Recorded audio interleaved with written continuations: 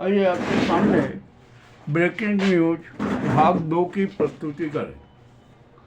खाड़ी युद्ध कब समाप्त होगा अभी कहना कठिन है। ईरान ने स्पष्ट कर दिया गया कि युद्ध अमेरिका और इजराइल ने शुरू किया है ना, उसका अब समाप्ति हम करेंगे। अभी अप्रत्यक्ष रूप से अमेरिका और ईरान के बीच बातचीत चल रही है। ओमान की मध्यस्थता में चले वहाँ के विदेश मंत्री अप्रत्यक्ष रूप से ईरान के दल से भी बात कर रहे हैं और अमेरिका के दल से भी बात कर रहे हैं, एक दूसरे को परिचित करवा रहे हैं कि यह बात है। परंतु ईरान की तरफ से तो साफ कह दिया गया है कि हमारी जो 5 सूत्री बातें हैं ना, इनको मूर्त रूप में दिया जाएगा तो ही हम युद्ध विराम करेंगे, अन्यथा ये युद्ध लंबा चलेगा।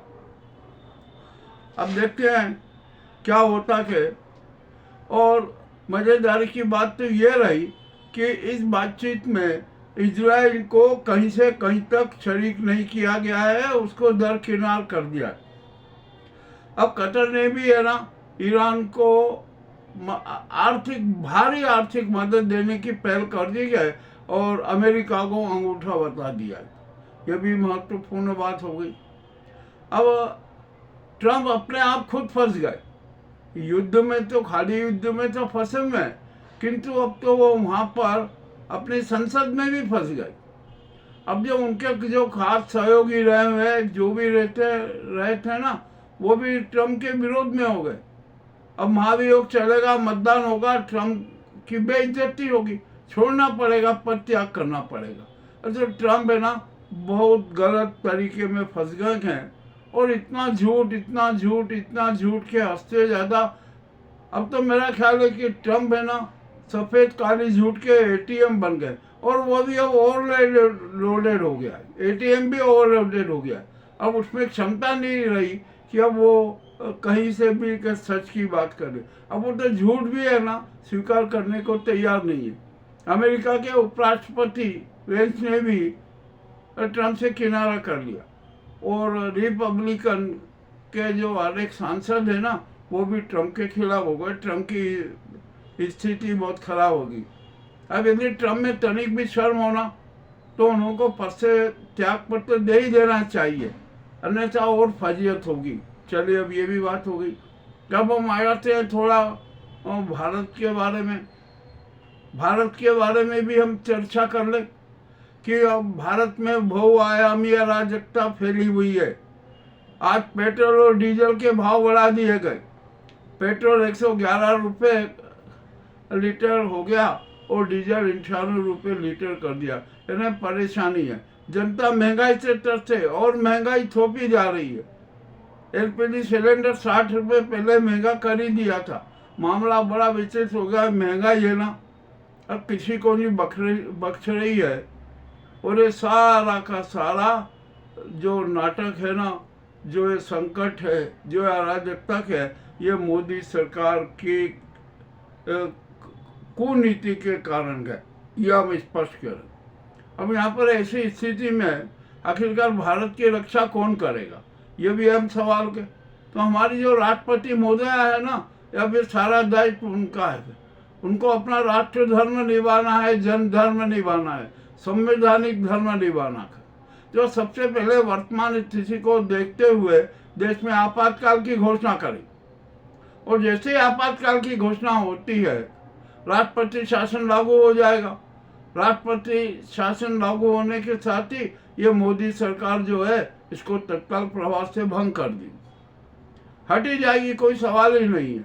फिर यहाँ सवाल उठेगा कि आखिरकार केयर टेकर पीएम कौन होगा, तो इसकी भी कोई समस्या नहीं है। सेना के उच्च अफसर को किसी को भी आप केयर टेकर पीएम मनोनीत कर सकती हैं और सीजीआई है ना उनको उनका वैदिक और न्यायिक सलाहकार बना सकती है। ये जनता की भावना है, जनता सोच रही।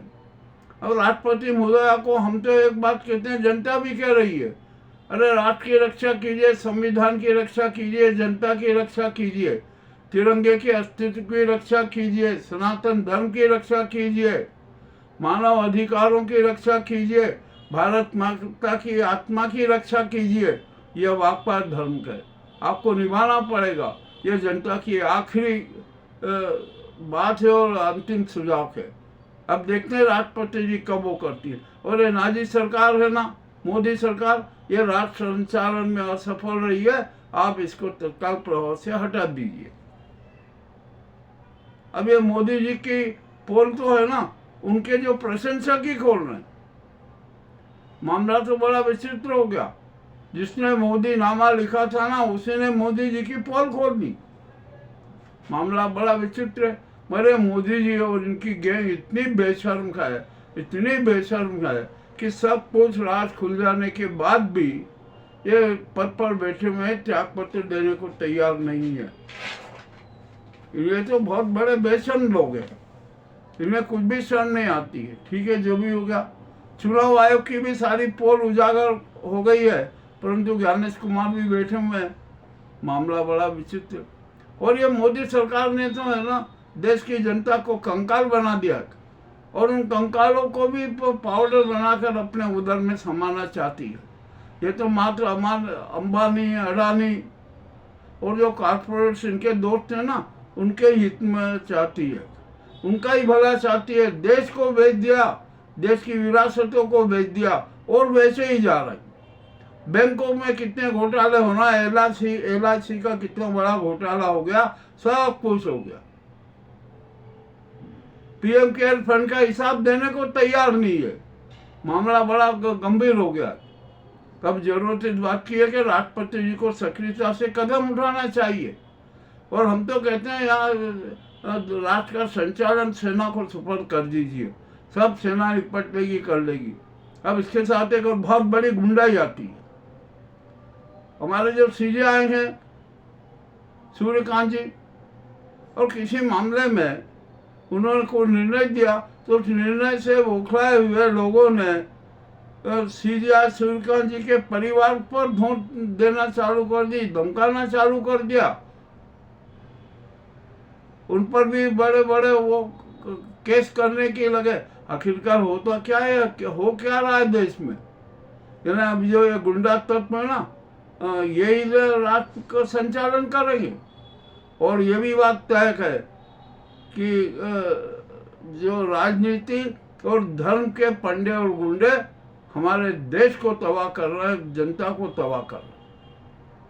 अब इन पर भी कठोर से कठोर कार्रवाई होना चाहिए। मामला बड़ा विचित्र हो गया। अब यहाँ पर ये संघ है ना, जो अपने आप को हिंदू संस्कृति, राष्ट्रवाद और न जाने काय का ठेकेदार बताता है, उसके चेहरे से भी सारे नकाब हटने लगे। अब उसकी खैर नहीं है, अब बहुत मुसीबत में आएगा। संघ पर बैन लगेगा। अमेरिका में बैन लग रहा है, अब यहाँ भारत में भी संघ पर बैन लगने की संभावना है। संघ के पास में खरबों की चल अचल संपत्ति कहाँ से आई, इसकी भी जांच होना बहुत जरूरी है।